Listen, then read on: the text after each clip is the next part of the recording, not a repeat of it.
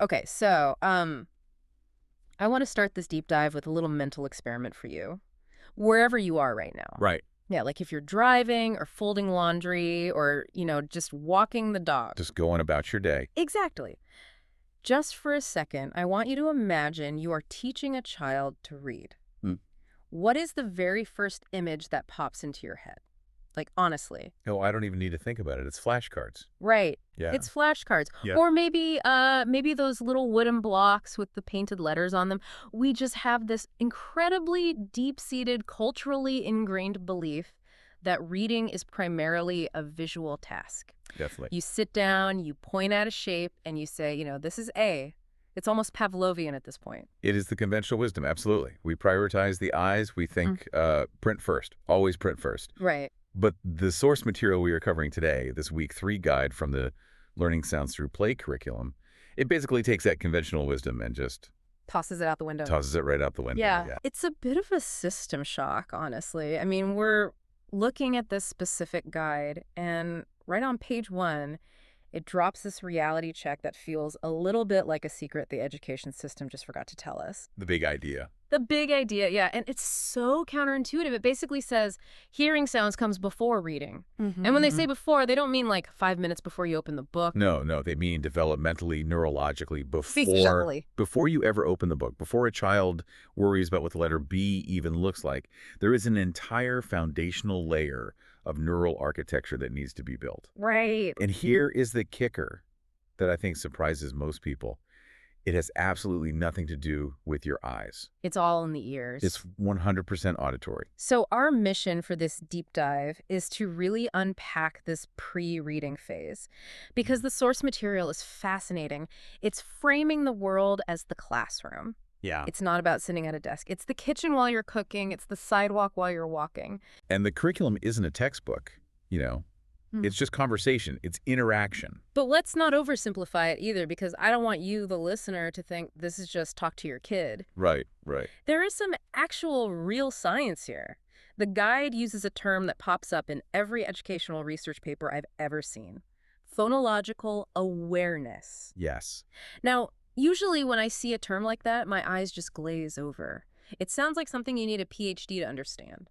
It sounds intimidating, I grant you that. Totally. But the definition the source gives is actually incredibly friendly. So break it down for us. What are we actually talking about when we say phonological awareness? So stripped of all the jargon, the source defines it as noticing and playing with sounds in spoken language. Okay. But if we want to get to that real core concept, think of it this way. It's the ability to realize that language isn't just one continuous stream of noise. Because when we talk, it really does flow together. We don't pause between every single word. Right, we don't. To a baby or even a toddler, the sentence, "Do you want a cookie?" is just one long, complex sound. Right. Phonological awareness is the brain's ability to chop that stream up into little discrete blocks. It's hearing that cat, hat, and bat are cousins, essentially. Because they share a sound structure. Exactly. Even if they mean totally different things. And the source emphasizes this point, and I found this really surprising, that a child can learn this without reading anything at all. That is the big aha moment right there. Yeah. You are building a reading skill, perhaps the most critical reading skill. Yeah. But there is literally no reading involved. See, I think that's a massive relief for parents. There is just so much pressure to get kids reading early. A constant You pressure. see a 3-year-old with a book and think, wow, they're a genius. But this guide is saying, hey, put the book down, just listen. It changes the stakes entirely. Mhm. If you focus on the letters too early, before the ears are really tuned, you're basically trying to install software on a computer that doesn't have an operating system yet. I love that analogy, but I want to push on that a bit, actually, because I think for a lot of us adults, we just take hearing for granted. Sure. I hear the word cat, I know what it means, I know it starts with a C sound. Why is this tuning process so difficult for a child? Like, why can't we just skip to the alphabet and let them figure it out? That is the million-dollar question. And the reason we can't skip it is that the alphabet is just a code. Oh, code. Yes. Letters are arbitrary symbols that represent sounds. If you cannot hear the individual components of the sound, if you can't hear that cat is made of a k, an ah, and a t, then seeing those squiggles on a page is entirely meaningless. Wow, okay. You can't decode what you can't hear. Precisely. The source explains that children must learn to hear sounds before they can read words. Makes total sense. It's like trying to build a brick house, but you don't know what a brick is. You're just looking at a solid wall. Exactly. You have to be able to identify the individual units before you can understand the structure. So it's about granularity. So practically speaking then, the source gives us some really specific sensory techniques to help kids find these bricks. And one of them is called stretching sounds. I love this technique. It's so actionable. The guy suggests that instead of just saying son, you say son, or mom, or Bobby. You're elongating the signal because think about how fast we talk in normal conversation. Very fast. Consonants, especially, are incredibly brief sounds. A P or a B sound lasts just milliseconds. Right.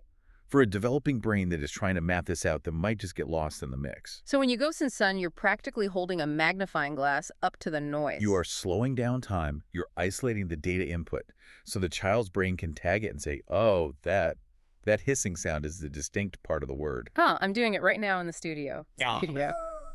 It feels a little ridiculous, to be honest. It does feel ridiculous to us.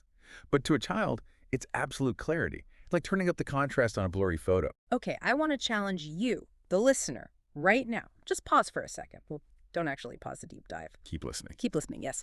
But shift your attention.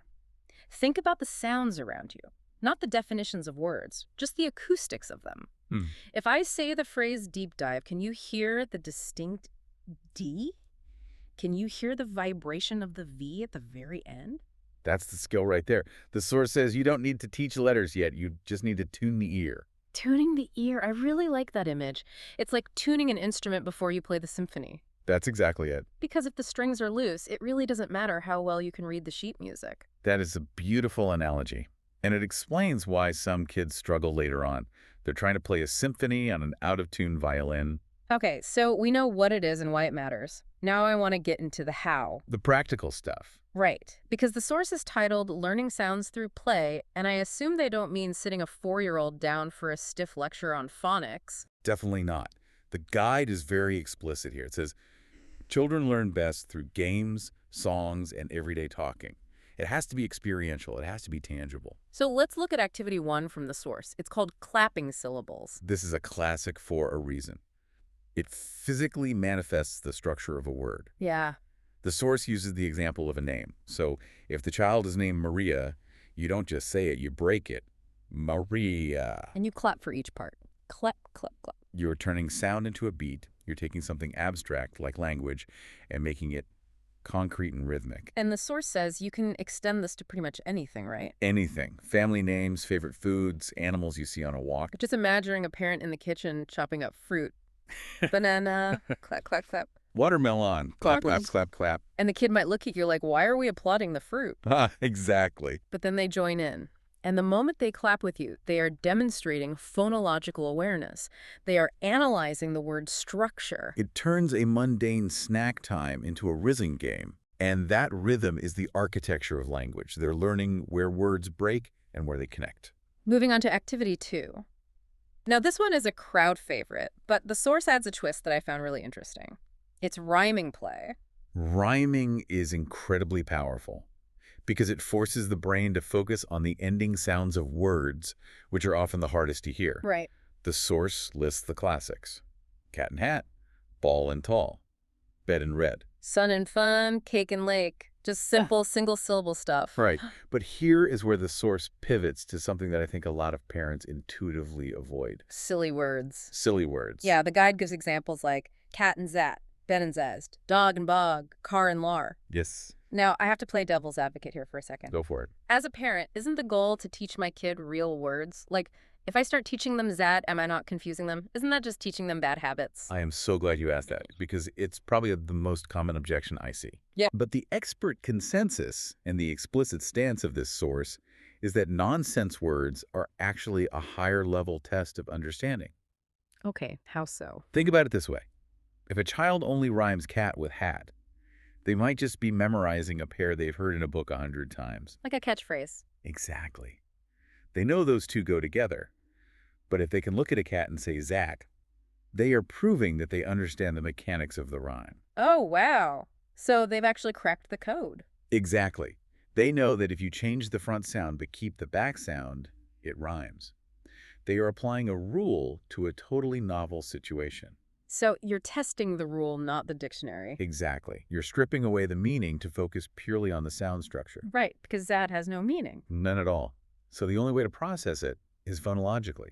It forces the brain to work purely on sound. That makes a lot of sense. It's like checking the math, not just memorizing the final answer. And the source actually says explicitly there is no need to correct sounds. That's a big one. Huge.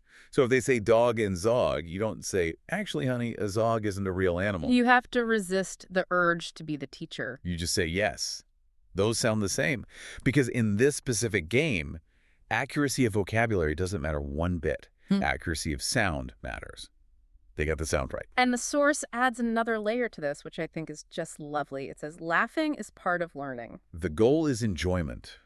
If you're making up words like bog and lorry and giggling about it, the brain is actually in a much more receptive state for learning. Because if it's boring, the brain just shuts off. Or worse, if it's stressful. Yeah, and this transitions us perfectly into the next big theme of the source material, which is the emotional connection. Because this isn't just about cognitive development, is it? Yeah. This isn't just like a brain gym for toddlers. Not at all. In fact, I'd argue the source places almost equal weight on the relationship aspect. Really?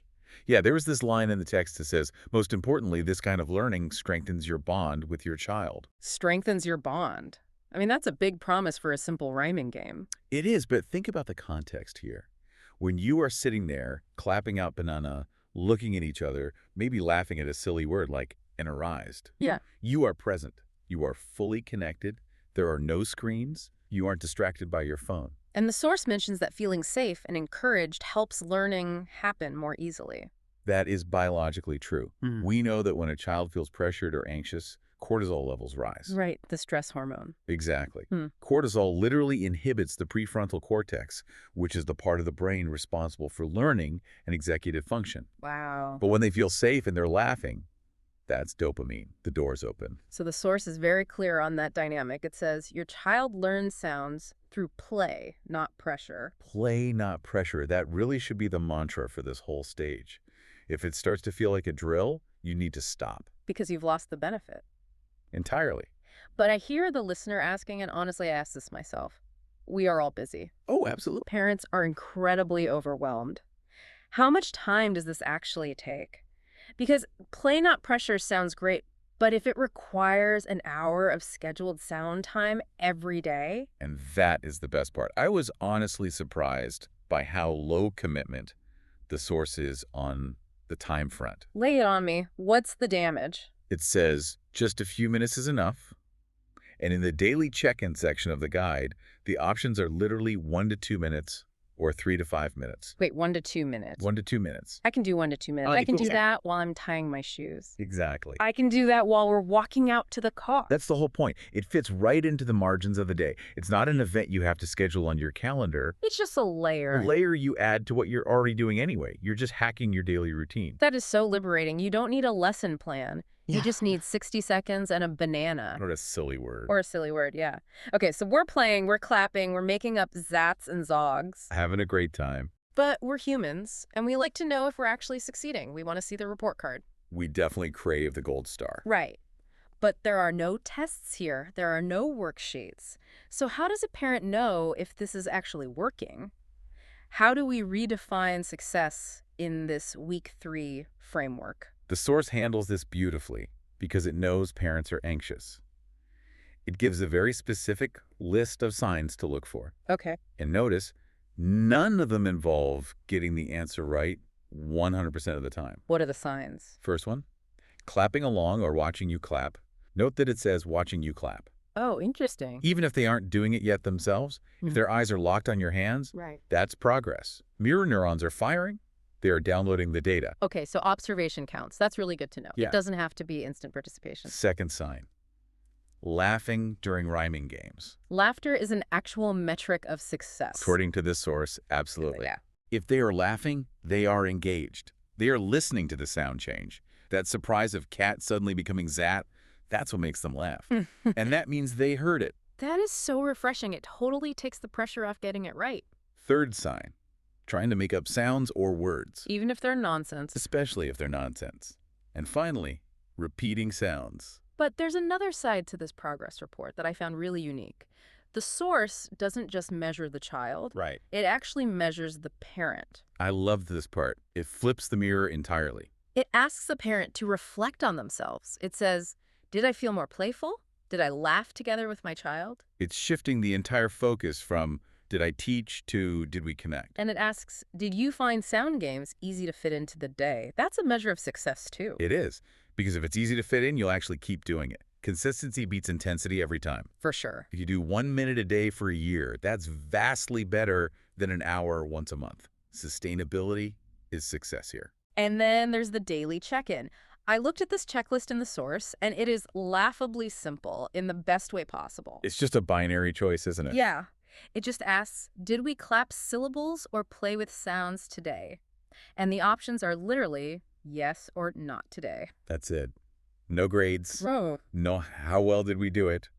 Just did it happen. It's remarkably forgiving. Not today is a completely valid option. It's realistic. It acknowledges that some days, the answer is just going to be not today, and that's okay. You don't fail the course. You just try for the yes box tomorrow.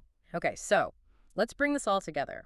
We've looked at the big idea, the neurological why, the methods, the emotional side, and the metrics. It's a surprisingly comprehensive little guide for something that looks so simple on the surface. It really is. So to recap for you, the listener, if you take absolutely nothing else away from this deep dive, remember that phonological awareness is about hearing, not reading. Put the books away for a moment. Yeah. Tune the ear, because if the foundation isn't there, the house will crumble. And use the activities. Clap the syllables. Maria. Stretch the sounds out. Sus. Make those invisible sounds visible. And embrace the rhymes, especially the silly ones. Yes. Kat and Zod are your best friends here. Don't be afraid to sound completely ridiculous. And keep it short. 1 to 2 minutes. Don't turn it into a chore. Play, not pressure. We mentioned a promise earlier, and I want to reiterate that here at the end. The source says, when your child hears sounds clearly, reading will be easier later. That's the long-term payoff. Yeah. You are doing the heavy lifting right now, so that when they finally get to school and see the letter A, their brain just says, oh, I know that sound. Yeah. I've been playing with that sound for years. And for those of you who are itching for the next step, because I know some of you are probably thinking, okay, but when do we actually get to the alphabet? We hear you. The source does give us a little teaser for next week. It does. It says next week you'll discover how print is everywhere. So we are moving from the ears to the eyes very soon. But not yet. Stay in the sound for now. Enjoy the noise. Before we sign off, I want to leave you with a thought. We talked a lot about silly words today, about how playing it wrong, saying zat instead of hat, is actually the best tool for learning the rules of language. It raises a really provocative question for us as adults, doesn't it? It does, because the source tells us that nonsense and laughter are high-efficiency educational tools. Right. And we so often treat play as the total opposite of work. Exactly. But here, play is the work. So, if nonsense is essential for learning the structure of language, where else in our adult lives might playing it wrong actually be the fastest way to understand how a system works? That is something to chew on. Maybe we all need a little more zat in our lives. I think we definitely do. Well, thanks for listening to this deep dive. Go make some noise out there. See you next time.